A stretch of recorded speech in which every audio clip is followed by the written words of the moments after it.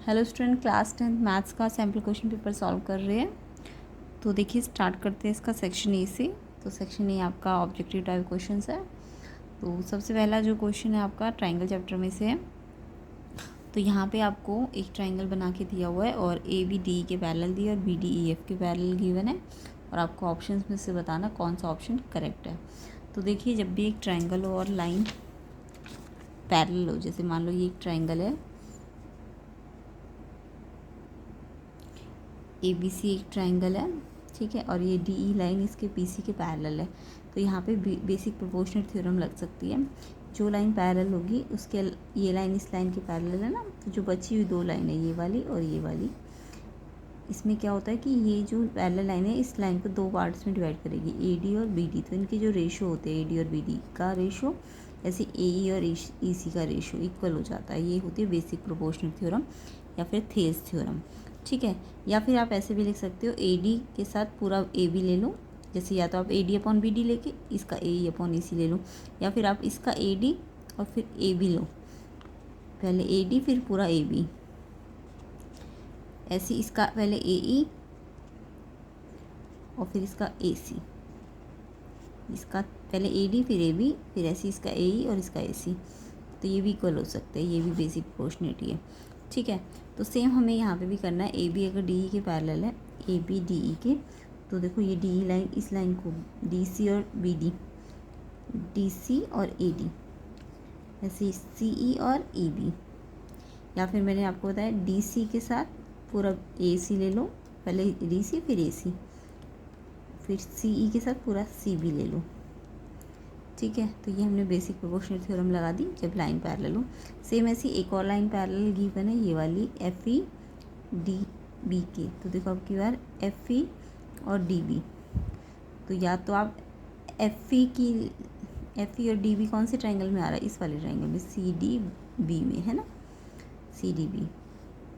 तो सी D B में C F upon D F बराबर हो जाएगा सी ई अपॉन ई बी, या फिर C F upon C D, छोटा अपॉन बड़ा, ऐसे इसका छोटा और फिर बड़ा, C F upon C D, C E upon C B, ठीक है। सी अपॉन पूरा लोगे तो बी सी। तो ये सेकंड आ जाएगा और ये जो आया फर्स्ट आया। यहाँ पे देखो ये भी यहाँ पे और ये भी यहाँ पे, तो ये तो ऑलरेडी इक्वल है ना, तो ये भी आपस में इक्वल हो जाएंगे।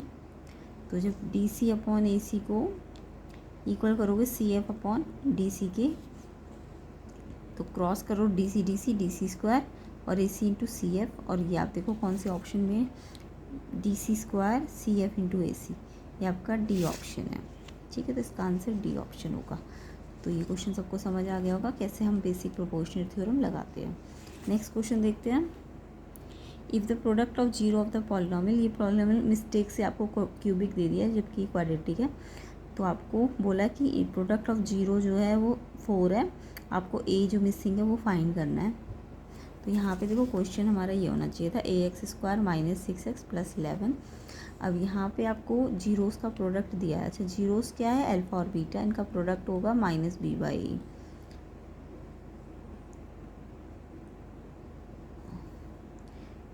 ये प्रोडक्ट नहीं दिया होना चाहिए, सम देना चाहिए था ना।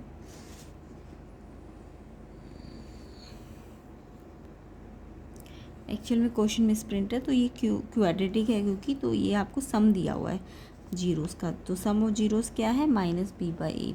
अल्फ़ा प्लस बीटा क्या होता है, माइनस बी बाई ए, ठीक है। तो ये देखो ये ए होता है और ये बी होता है जो एक्स के साथ होता है, ये सी होता है। तो अगर मैं सम का फॉर्मूला ले रही हूँ तो माइनस बी बाई ए, क्योंकि प्रोडक्ट तो हमारा सी बाई ए होता है, तो सबको पता होगा प्रोडक्ट क्या होता है जीरोस का, सी बाई ए। तो हमारे ऑप्शन में वो आंसर हमें नहीं मिलेगा अगर हम सी बाई ए लगाते हो तो इसलिए बी बाई ए लो। सम का formula alpha plus beta minus B by ए।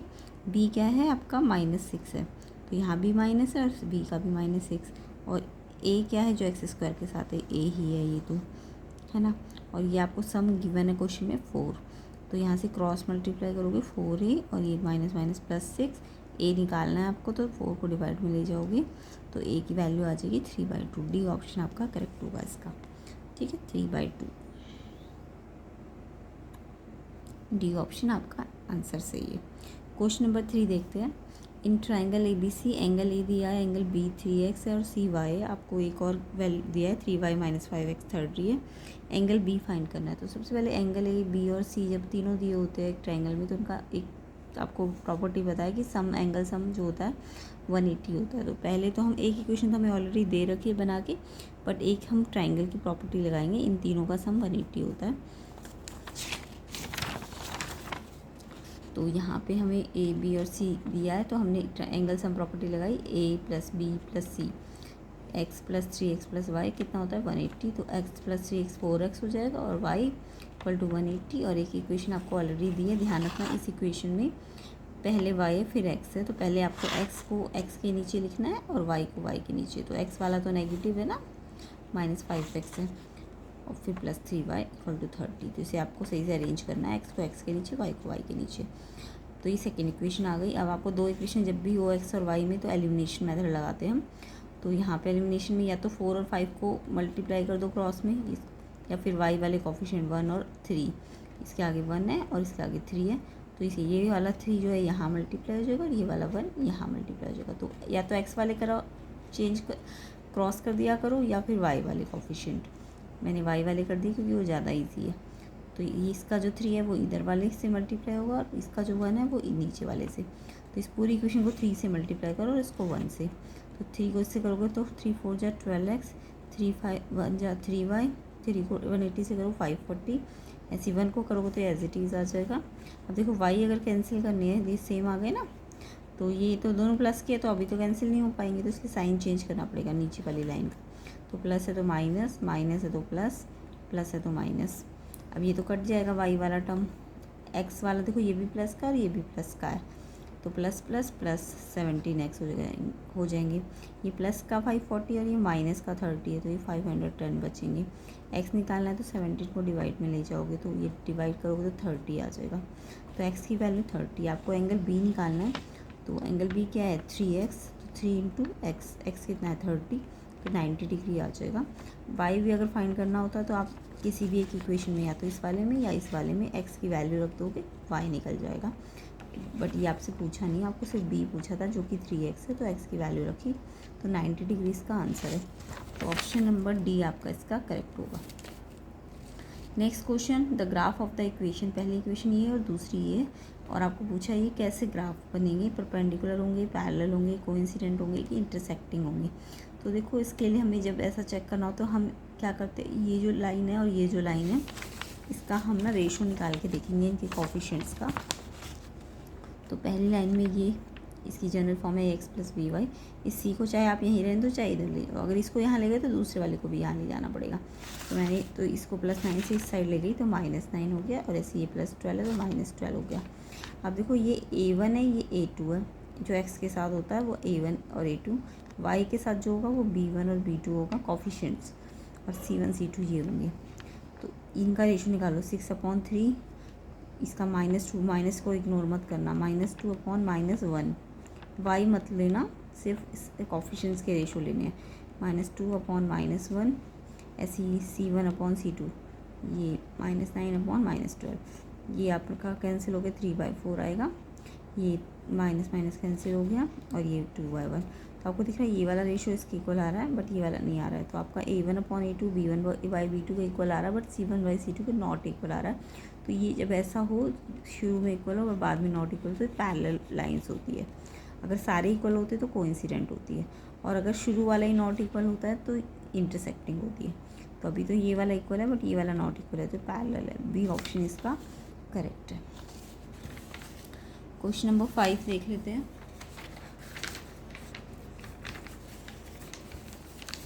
इसमें आपको एक ट्रायंगल ABC दिया है और DEBC के पैरेलल बोला है, और AD गिवन है, AE गिवन है, EC गिवन है, AB फाइंड करना है। ये अभी आपको मैंने बेसिक प्रोपोर्शनल थ्योरम समझाई थी कि जब भी कोई ट्रायंगल हो उसमें एक लाइन पैरेलल हो तो PPT लगाते हैं। ये पैरेलल लाइन इस लाइन को और इस लाइन को दो इक्वल रेशो में बांटेगी, एक तो AD/BD और ऐसे AE/EC। तो ये हमने लगा दी प्रॉपर्टी, AD/BD, AE/EC। ठीक है। अब आपको AD भी गिवन है 2.4, BD आपको नहीं पता, तो आप बी डी को एक्स मान लो। फिर ए ई भी पता है 3.2, ए सी भी पता है 4.8, ये कट जाएगा 16 2 जा 16 3 जा, पहले पॉइंट से पॉइंट काट दो, ये भी एक के बाद है, ये भी एक के बाद है, तो कट जाएगा। ये 16 2 जा 16 3 जा, क्रॉस मल्टीप्लाई कर दो तो 2x इक्वल्स टू ये से मल्टीप्लाई हो जाएगा, फिर 2 यहाँ की डिवाइड हो जाएगा, 2 से ही कट जाएगा 1.2, 3 को 1.2 से मल्टीप्लाई करो 3.6, पहले मल्टीप्लाई करो फिर एक के बाद डेसिमल लग जाएगा। x हमने किसको माना है, बी डी को माना है ना, तो बी डी थोड़ा ना निकालना है हमें, तो क्वेश्चन में ए बी निकालना है। तो देखो पूरा ए बी किससे बना है, A D plus B D से, तो ए बी बना है A D plus B D से। ए डी आपको पता था क्वेश्चन में 2.4, बी डी आपने निकाल लिया 3.6, इसको ऐड करो 6 सेंटीमीटर, आंसर आ जाएगा जो कि डी ऑप्शन है। क्वेश्चन नंबर 6 देख लेते हैं। एक लॉटरी है जिसमें 8 प्राइजेस है और 16 ब्लैंक्स है, तो क्या प्रॉबिलिटी है कि प्राइज़ मिलेगा, तो प्राइज़ की प्रॉबिलिटी निकालनी है। तो प्राइज़ तो सिर्फ 8 में मिलेगा ना, बाकी तो ब्लैंक्स है, तो गेटिंग अ प्राइज़ की प्रॉबिलिटी निकालनी है। तो प्राइज़ वाली ऑप्शंस ऊपर रखो और टोटल ऑप्शंस नीचे रखो। तो देखो 8 प्राइजेस है, तो प्राइज़ मिलने की 8 और टोटल कितना आएगा, जो प्राइज़ है और जो ब्लैंक्स है इनको मिला के प्लस कर दो, तो ये 24 हो जाएगा। तो 8/24, क्योंकि प्रॉबिलिटी जब भी निकालते जिसकी निकालनी है उसके नंबर ऊपर, टोटल नंबर नीचे होते हैं, तो टोटल नंबर तो इन दोनों को मिला के बनेंगे ना, तो 24, तो 8/24 को कैंसिल करोगे तो 1/3, तो जो कि ऑप्शन नंबर सी है आपका आंसर में।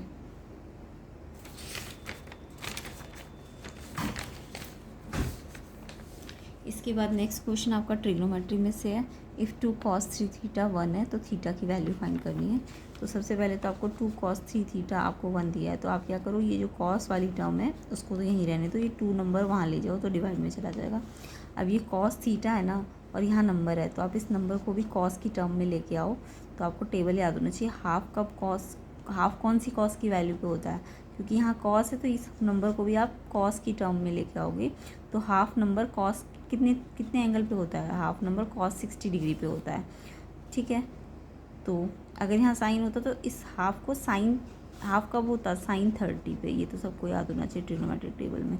बट यहाँ cos है इसलिए हाफ को हम cos की टर्म में लेके आएंगे, तो cos 60 पे होता है हाफ, ठीक है। अब यहाँ पे भी cos थीटा है और ये भी cos थीटा है, तो ये थीटा इस थीटा के बराबर कर दो, तो ये 3 थीटा है और ये 60 है, तो थीटा निकालना है, तो 3 को यहाँ ला के डिवाइड करो, तो थीटा आ जाएगा 20 डिग्री, जो कि ऑप्शन नंबर डी है आपका।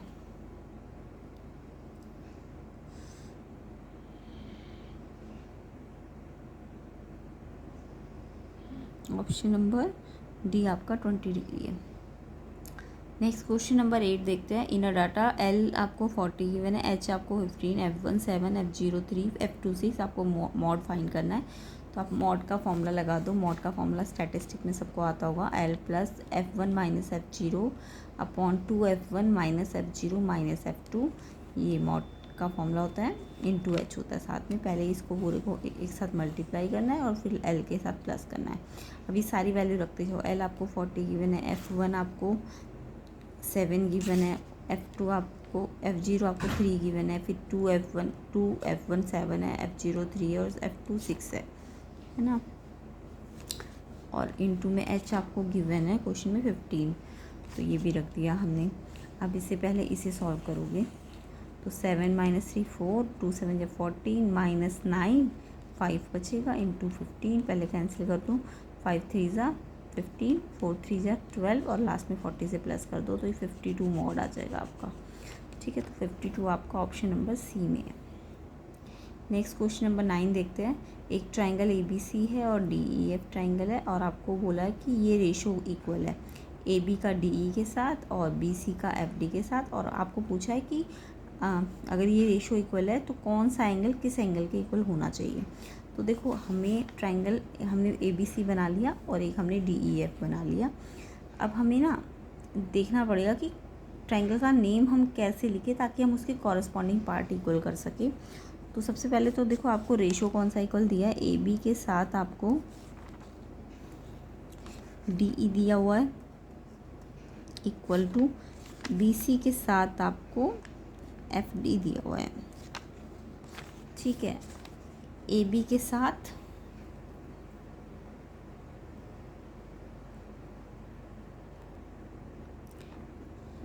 ए बी के साथ तो डी ई और बी सी के साथ एफ डी गिवन है आपको, ठीक है। तो अगर आपने ये ट्राइंगल बना लिया ए बी सी और डी ई एफ, तो आपको देखो ए बी के साथ डी ई, यानी ए बी अगर ये लाइन है तो डी ई यहाँ पे है, तो एक सिंगल कट यहाँ भी लगाओ और सिंगल कट यहाँ भी लगाओ।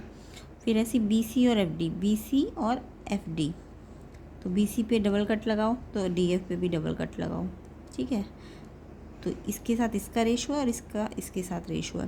अब जब आप ये रेशो की हेल्प से जब ये कट लगा दोगे, अब आपको ट्रायंगल का नाम लिखने में इजी रहेगा कि कौन से ट्रायंगल सिमिलर है। तो देखो अगर मैं इसको सिंगल कट से डबल कट में लिखना चाहती हूँ नाम ए बी सी, कैसे घुमाया, इसका नाम ए बी सी लिखा है मैंने, तो कैसे घुमाया इसको, वन कट से डबल कट पे, सिंगल कट से डबल कट पे। सेम ऐसे आप इसको अगर ऐसे लिखा है तो इसको ऐसे नहीं लिख सकते, इसका नाम डी ई एफ गलत हो जाएगा। आपको इसको भी देखना है कट के हिसाब से, 1 और 2, तो 1 कट से डबल कट पे नाम लिखूँ ई डी एफ, ठीक है। ये सिंगल कट से, हमने इसको सिंगल से डबल पे घुमाया ना A B C, single cut से डबल, ऐसे इसको भी सिंगल से डबल कट पे घुमाओ ई डी एफ। इससे आपको कॉरस्पॉन्डिंग पार्ट मिल जाएंगे। एंगल ए के कॉरस्पॉन्डिंग तो ई है, बी के कॉरस्पॉन्डिंग डी है और सी के कॉरस्पॉन्डिंग एफ है। तो आपको बी के कॉरस्पॉन्डिंग ई दिया हुआ है, जबकि बी के कॉरस्पॉन्डिंग तो डी होना चाहिए, तो ये तो गलत है। बी के कॉरस्पॉन्डिंग डी है, यस ये ठीक है आपका, तो बी ऑप्शन आपका करेक्ट है। Question number 10, exponent of 2 in the prime factorization of 144। तो पहले आप प्राइम फैक्टराइजेशन करेंगे 144 का, और उसके बाद 2 का एक्सपोनेंट बताएंगे। तो ये तो सिंपली आप प्राइम फैक्टराइजेशन कर ही सकते हैं। 144 का प्राइम फैक्टराइजेशन पहले 2 से जाएगा ये 72 पे, फिर 2 पे 36 पे, फिर 2 पे 18 पे, फिर 2 पे 9 पे, फिर 3 पे 3 पे और फिर 3 बन जा। तो इसी प्राइम फैक्टराइजेशन में देखो 2 तो आपका 4 बार आया है और 3 आपका 2 बार आया है। तो आपको एक्सपोनेंट किसके पूछे, 2 के पूछे ना, तो 2 की पावर कितनी है, एक्सपोनेंट मतलब पावर, 2 की पावर कितनी है 4 है, एक्सपोनेंट का मतलब पावर, तो 2 की पावर पूछी आपसे, तो 2 की पावर कितनी है 4 है, तो इसका आंसर 4 होगा। तो ऑप्शन नंबर ए आपका इसका करेक्ट होगा। इसके आगे के क्वेश्चन हम नेक्स्ट पार्ट में कर लेंगे। तो इसकी वीडियो को शेयर ज़रूर कीजिए, चैनल को सब्सक्राइब कर लीजिए एंड लाइक कर देना वीडियो को। और आपका चाहे फाइनल बोर्ड एग्ज़ाम की प्रिपरेशन कर रहे हो आप, या सप्लीमेंट्री या इम्प्रूवमेंट एग्ज़ाम की आप प्रिपरेशन कर रहे हो, तो इन क्वेश्चन पेपर्स को आपको अच्छी तरह से कर लेना है सॉल्व। और इसके अलावा प्लेलिस्ट की वीडियोस डिस्क्रिप्शन में लिंक में मिल जाएगी, उनके सारे क्वेश्चन पेपर को आपको अच्छी तरह से सॉल्व करना है ताकि आपके अच्छे स्कोर आ सके। एक बार फिर से चैनल को सब्सक्राइब ज़रूर करना जिसने अगर अभी तक सब्सक्राइब किया नहीं है। एंड आगे के पार्ट के लिए आप डिस्क्रिप्शन में लिंक में देख लेना और प्लेलिस्ट की वीडियोस को भी ज़रूर देख लेना।